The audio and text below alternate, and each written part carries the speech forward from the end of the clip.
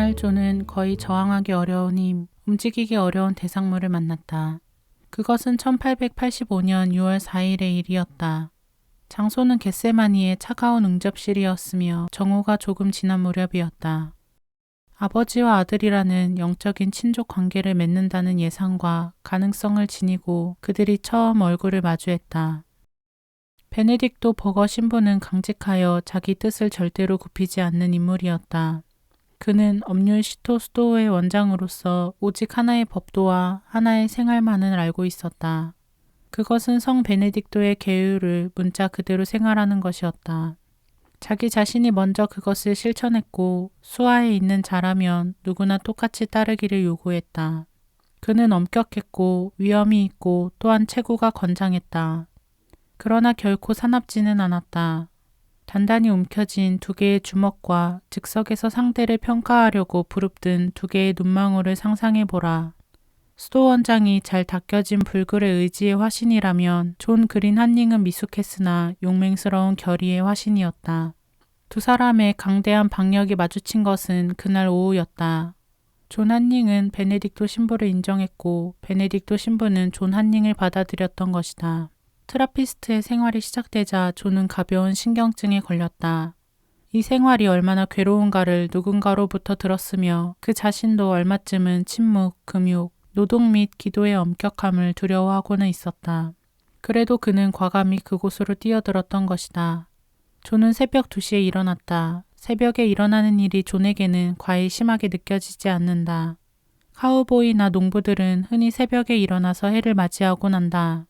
그러나 존에게 새로웠던 것은 일찍 일어나서 급히 성당으로 그리고 기도를 하기 위해 서두르는 일이었다.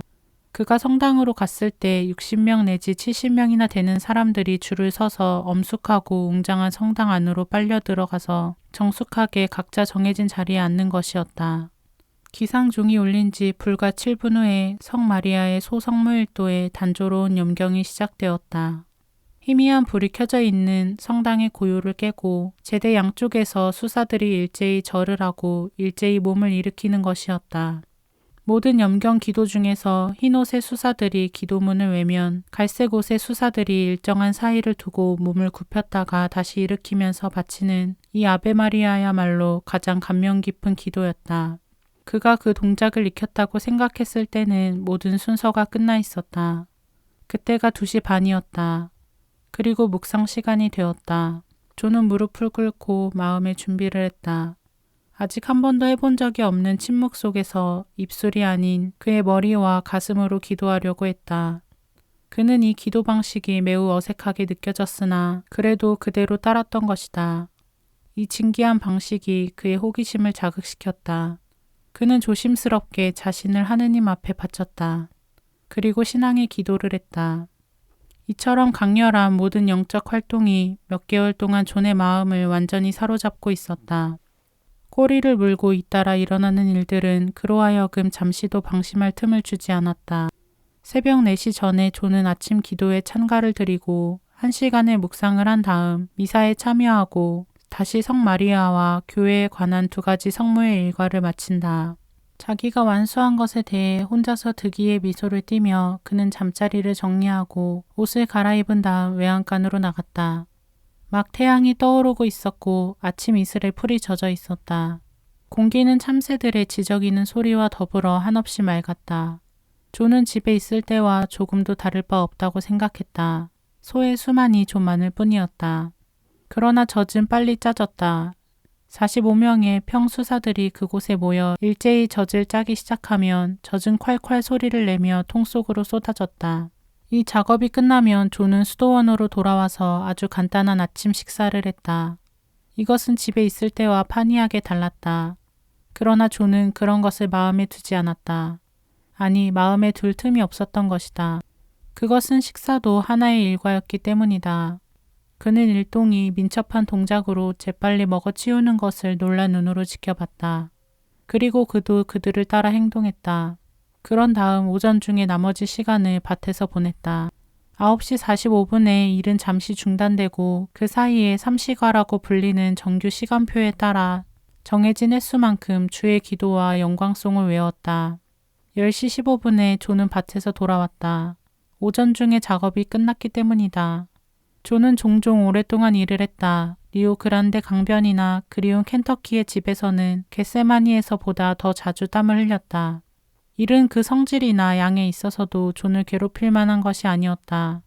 왜냐하면 밭에서 하는 농사일은 그가 하느님으로부터 특수한 부르심을 받기 전부터 그가 해온 본업의 하나였기 때문이다. 그러나 작업에는 익숙했지만 그것을 둘러싼 것 중에 그를 매우 어색하게 하는 것이 있었다. 그것은 트라피스트식의 작업 방식이었다. 지내온 오랜 세월 동안 그는 입을 다물고 일을 한 적은 거의 없었다. 언제나 노래를 부른다든가 아니면 입속으로 중얼중얼 해가면서 일을 했던 것이다. 그런데 이곳 겟세마니에서는 노래를 부를 수도 또한 투덜댈 만한 건수도 없었다. 그 밖의 커다란 차이는 어디서 일하느냐, 누구와 함께 일하느냐, 어떻게 일하느냐에 대해 지시를 받는다는 점이었다. 그러나 이것조차도 처음 한동안은 견딜 수 없는 것이 아니었다.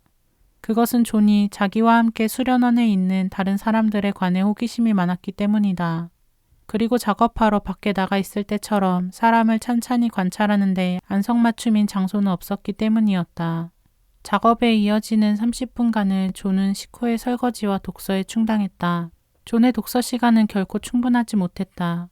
그는 한 달 동안 여러 가지 규칙이 기록된 전서를 정독하려 했기 때문이다.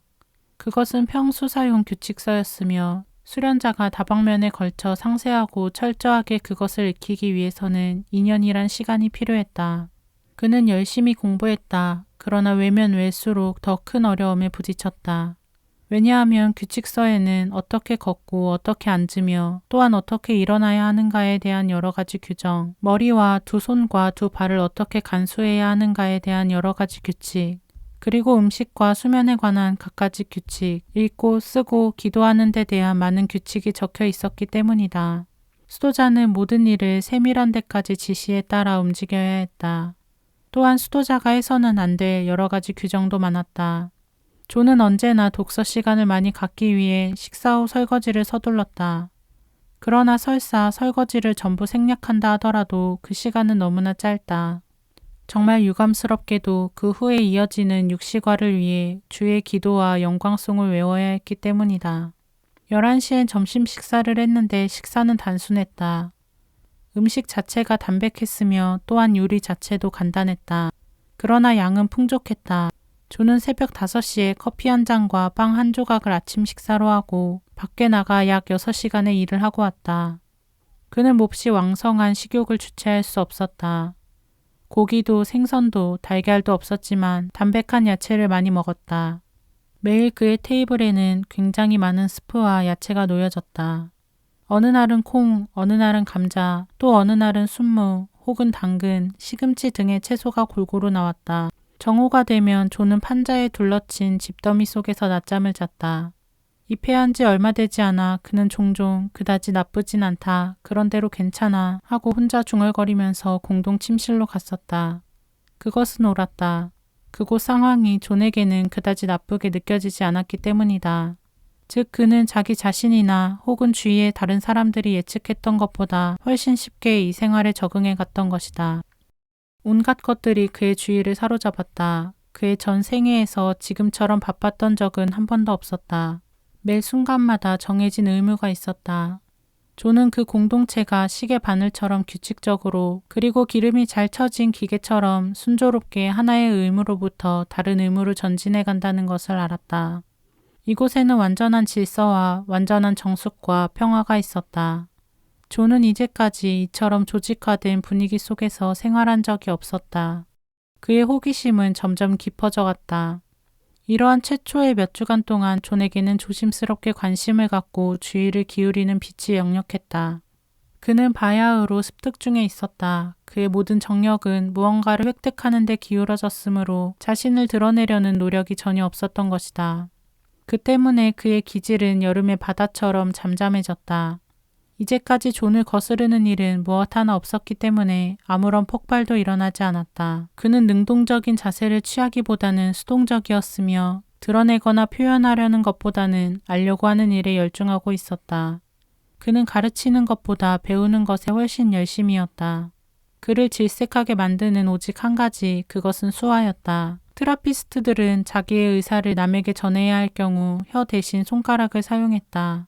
농아처럼 완전한 자모를 사용하는 것은 아니지만 약 800년 전에 연구된 것으로서 수도자가 손짓으로 알리는 데 필요한 모든 내용을 망라했다고 생각되는 극히 한정된 제스처였다. 이렇게 하여 최초의 몇 주간 동안은 그의 정신을 온통 사로잡는 일이 많았다. 그런 반면에 그를 초조하게 만들거나 화를 내게 하는 일은 전혀 없었다. 이것이 바로 그다지 나쁘진 않다. 그런대로 괜찮다 하고 늘 중얼거리면서 낮잠을 자러 가는 이유였다. 오후는 오전보다 더 유쾌했다. 한시면 낮잠에서 일어나 구식과의 성물을 들였으며 그런 다음 즉시 수련장의 짧은 강화가 이어지기 때문이다. 존은 이 시간을 얼마나 즐거운 마음으로 기다려왔는지 모른다. 지식에 굶주려서가 아니라 사람답게 이야기하는 그 목소리에 굶주리고 있었던 때문이다. 존은 사람의 목소리에 매우 굶주리고 있었다. 이 시간은 사막의 오아시스나 다름없었다. 존은 전보다 훨씬 편안한 마음으로 모든 강화를 들었다. 스승의 말은 그에게 새로운 생명을 불어넣어 주었다. 강화의 내용이 영적인 것이기 때문이 아니라 매우 강렬하게 인간적이었기 때문이다. 날이 갈수록 존은 모든 점에서 수도자는 살아있는 인간이지 미라가 아니라는 것을 강하게 느끼게 되었다. 그가 만일 자기 집에 있었더라면 자유롭게 노래를 불렀을 테지만 트라피스트에서는 그렇게 할 수가 없었다. 그러나 그는 침묵 속에서도 매우 활기 있게 일터로 나가는 것이었다. 늘 2시가 되면 존은 밖으로 나가 5시까지 그곳에서 일을 했다.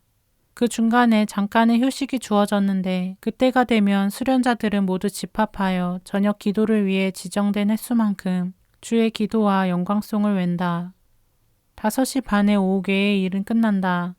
일동은 부수련장을 선두로 일렬로 서서 괭이, 썰에 혹은 삽 등은 왼팔에 그리고 오른손에는 로사리오를 들고서 수련원을 향해 행진하여 돌아오는 것이었다. 6시에 저녁 식사를 했다. 점심과 마찬가지로 담백한 음식을 맛있게 먹었다.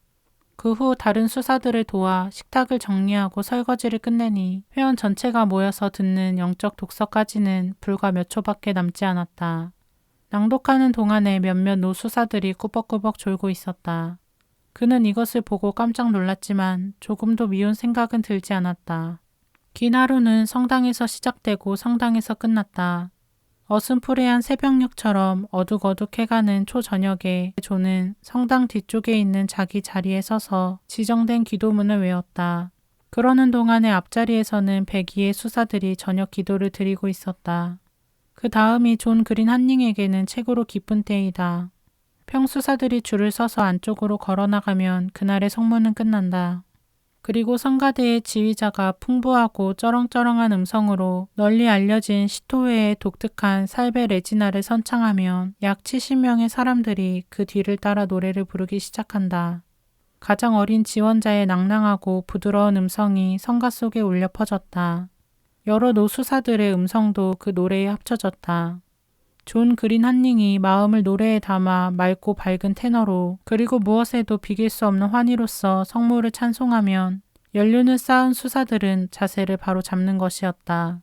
존은 이 숭고한 기도의 황홀한 흐름에 몸을 맡기며 이 순간을 즐겨 음미했다. 그리고 그는 그의 사랑을 풍부하고 비길 데 없이 포근하고 부드러운 목소리에 담아서 표현해내는 것이었다. 그리고 잠자리로 갔다. 그것은 긴 하루, 매우 긴 시간이었다. 18시간은 누구에게나 긴 하루이다. 잠자리에 들면 피로가 몰려와 깊은 잠에 빠져들어 꿈도 꾸지 않았다. 약 6주간 동안 이러한 날들이 지나갔다. 어느 날 수도원장은 그를 자기 방으로 불렀다. 그리고 존에게 트라피스트들과 그 생활을 어떻게 생각하느냐고 물었다. 언제나 매우 개방적이던 존은 과히 나쁘진 않다고 대답했다. 그러자 전혀 예측하지 못했던 수도 원장의 말이 그를 놀라게 했다. 그것은 트라피스트들이 그대를 평하는 말일세. 내일부터 수도복을 입도록 하게. 앞으로 그대는 메리 요아킴 수사로 불릴 걸세. 이렇게 하여 7월 26일 존 그린 한닝은 세속의 옷을 벗고 겟세마니 트라피스트 평수사의 두툼한 갈색 무명 옷을 입게 되었다. 1885년 7월 27일 메리 요아킴 수사는 자기 자신이 외적으로 매우 달라졌음을 느꼈다. 그에게는 그렇게 느껴질 이유가 충분히 있었다. 우선 그의 이름이 바뀌었기 때문이다. 그리고 옷이 바뀌고 주거가 바뀌고 생활의 모든 습관이 바뀌었기 때문이다. 뿐만 아니라 외모까지도 바뀌었던 것이다. 그는 지금 수염을 기르고 있다. 그러나 그 모든 외적 변화에도 불구하고 메리 요아킴 수사는 달라지지 않았다. 걸쳤던 옷을 벗는 것은 쉬운 일이다. 그러나 성격을 바꾸는 일은 그리 쉬운 일이 아니다. 사람은 임의로 자기의 이름을 바꿀 수가 있지만 타고난 성품을 바꾸기는 쉽지 않다. 요아킴 수사는 겟세마니로 오면서 굉장히 많은 것을 버리고 왔다. 그러나 그 자신의 성품만은 두고 오지 않았다. 멀지 않아 그와 수도에는 양쪽이 다 이것을 알게 될 것이다. 그렇듯 순조롭게 수도 생활을 할 수 있는 것이 아니기 때문이다. 진정한 영성이란 쉽게 얻어질 수 없는 것으로 몹시 천천히 그리고 서서히 성장하는 것이기 때문이다. 요아킴 수사는 외적인 면에서 많이 달라졌다. 그리고 그와 같은 변화에 익숙해졌으며 트라피스트 생활의 부대적인 일들도 환히 알게 되었으므로 그는 전보다 더 수사들에게 주의를 기울일 수 있게 되었다. 겟세마니 수도원에서 살아있으면서도 스스로를 죽인 이 수사들은 그를 매혹시켰던 것이다. 지난날의 카우보이는 그 기나긴 방랑의 여로에서 수많은 사람들을 만났다. 그리고 재빨리 그들을 분류하는 요령을 터득했다. 이곳 겟세마니에서도 그는 예전에 그 분류를 적용시켜 보았으며 새로운 범주를 필요로 하는 사람들을 가려냈다. 왜냐하면 트라피스트 공동체는 다양한 인물들이 모인 집단이었기 때문이다. 여기서 그는 실천가와 몽상가, 시인과 농부, 예술가와 기술자를 분류했다. 요아킴 수사는 그들을 모두 자세히 관찰했다. 개 중에는 걸음걸이건 행동거지건 일을 처리하는 방법이건 모든 면에서 지도자 기질이 뚜렷하여 결코 수도원 같은 곳에 놀 사람이 아니었다고 생각되는 몇몇 사람들도 있었다. 이런 사람들은 산업계의 선도자, 군대의 지휘관, 혹은 그 사람이 그저 그곳에 있는 것만으로도 에너지를 발사하여 신앙에 대한 감격을 느끼게 할 수 있는 사도인데 하고 그는 생각했다. 그 밖에 수도원을 위해 보내졌다기보다는 오히려 수도원이 그들을 위해 세워졌다고 느껴지는 소수의 사람들이 있었다. 그들은 섬세하고 선량하며 순결한 영혼으로 매우 내적인 영혼이었다. 그리고 그들이 세상에 그대로 남아 있었더라면 그들의 유아한 태도는 준마의 무자비한 말굽에 여지없이 유린당했을 것이다. 우리의 주인공은 이러한 대조와 배치에 흥미를 느꼈다. 세속에서는 이루어질 수 없는 방법으로 일치되어 있는 한 무리의 사람들로서 그들은 다양한 모습으로 서로 활력을 더해주고 있었다.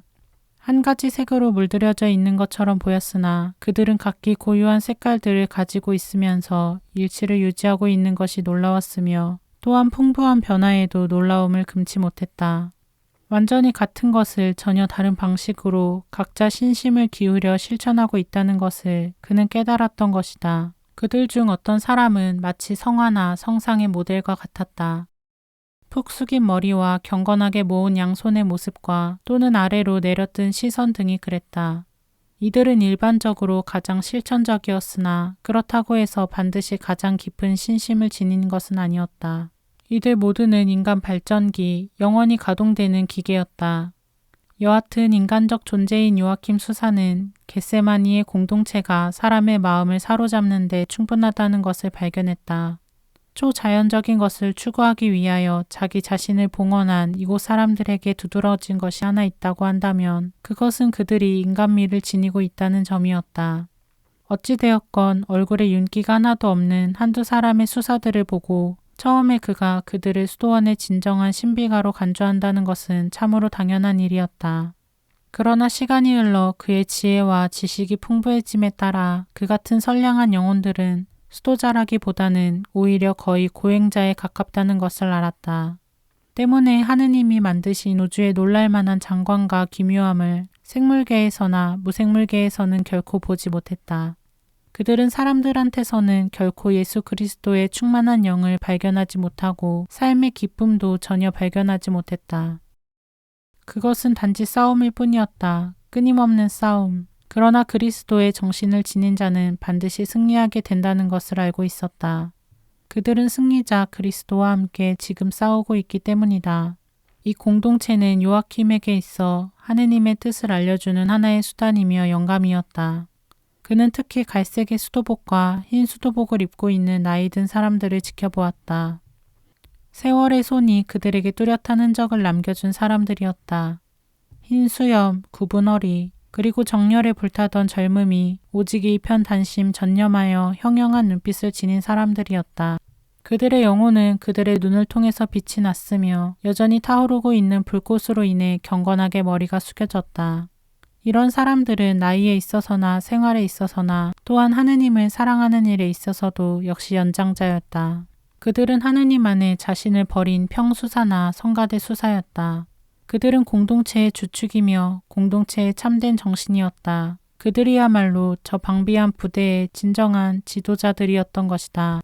그들이야말로 잃어버린 부대, 하느님 안에 스스로를 바침으로써 이 세상을 잃고 또한 자기 자신과 그 생존권까지도 잃어버린 부대의 지도자였다. 요아킴 수사는 이처럼 관절이 굳어지고 허리가 굽은 노련한 수사들에 대하여 존경심을 느꼈을 뿐 아니라 그들을 보고 있으면 성스러운 경외심마저 느껴졌다. 다음은 장년기에 있는 사람들이었다. 이들은 활기에 넘쳤으며 끊임없이 자기 자신을 부정하고 있었다. 요아킴은 자기 자신을 이 부류에 속한다고 생각했다. 왜냐하면 여기에 속한 사람들은 모두 일꾼들이며 그 자신과 비슷한 나이의 사람들이었기 때문이다. 그 밖의 사람들은 매우 젊었다. 그 중에서도 몇몇은 어리다고 할 정도였다.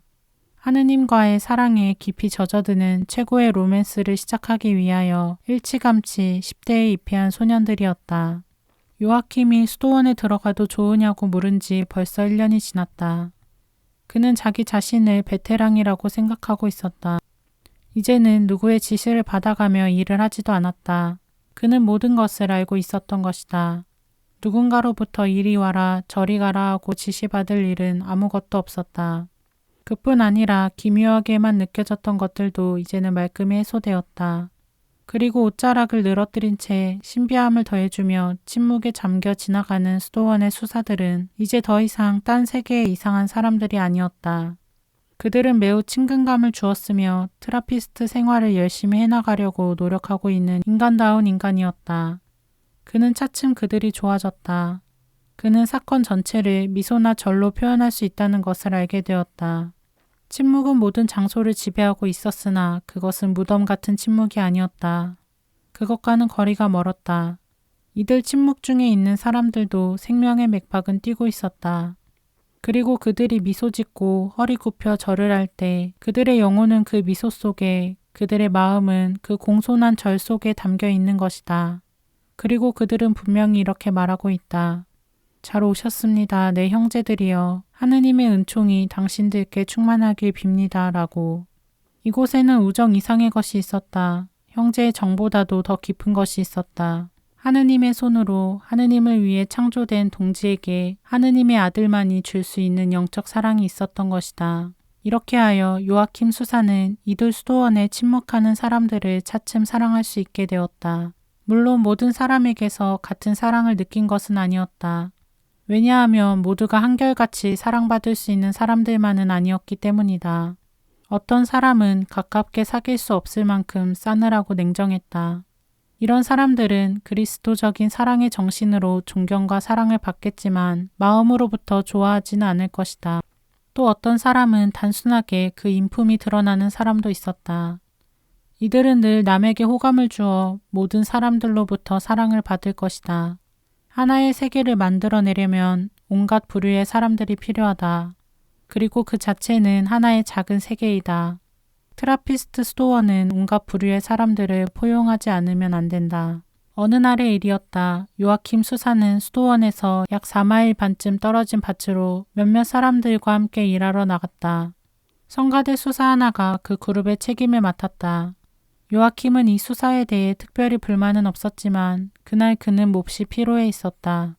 평소에는 아무런 걸림돌이 되지 않는 사람일지라도 몸이 피곤한 때면 화를 돋구는 존재가 될 수 있다.